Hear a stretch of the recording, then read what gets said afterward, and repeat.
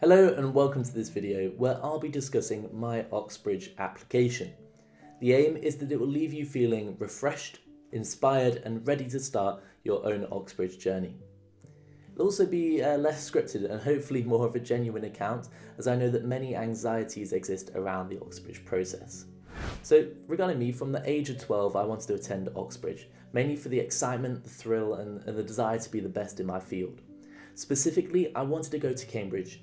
Not for any particular reason, but I heard it had more of a scientific focus, and for me, I enjoyed that kind of ironclad reasoning behind the science. I attended talks wherever I could, focusing on Oxbridge, and watched famous YouTubers like Jake Wright document his life in Cambridge. This gave me the enthusiasm to start my application when I entered year 13. Now, in my state school, there wasn't a large Oxbridge cohort each year. As such, I decided to focus on me and believe in myself rather than necessarily relying on the school too heavily. Even the majority of the teachers I spoke to had no idea what an Oxbridge degree would be like, nor how the application process worked. I decided to apply to medicine, and I made sure I researched every step in the application ahead of time. Recognizing that Oxbridge applications are a competitive process, I wrote a list of my current achievements and identified any holes in my application. For example, I had never been involved in a student society, so I planned to take over leadership of my school's healthcare society. Similarly, the extended project qualification represented a great opportunity to win some passion points on personal statements, so I focused my research on lung cancer with a medical focus.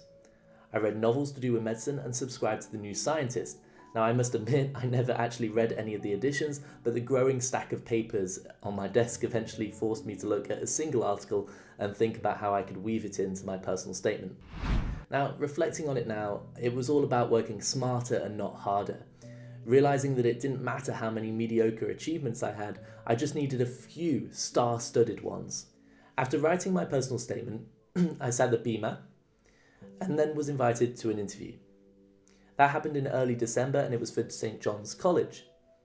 The interview consisted of 3 parts. A general medical interview part, where I was asked to roughly say about my motivations for medicine and broader public health. Second came the scientific part of the interview. In this section, I was reintroduced to topics I'd covered in school, with some straightforward preliminary questions to help build up my confidence. The concepts we discussed were then applied to new situations with new molecules I'd not come across before. This required me to think out loud and to talk through my reasoning in the best way I could.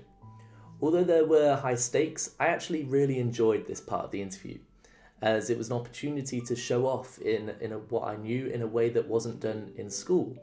On top of that, there was the enjoyment of having interviewers who were clearly loving their job and really relished the opportunity to showcase the concepts to someone like me for the first time. Now, the final part of the interview was a reading station, where I had to read a scientific paper for 20 minutes before being quizzed on what I thought about it.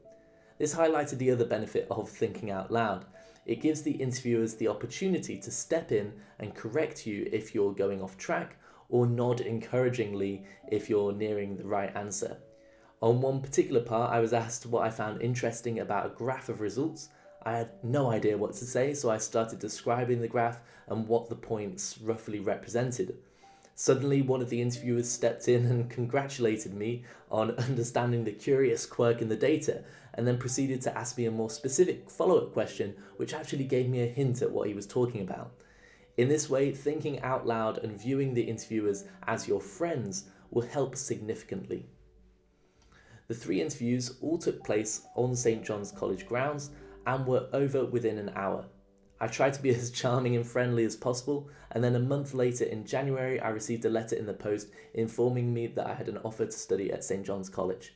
That day was a major achievement, and I'll always remember jumping up and down with my family celebrating it at home.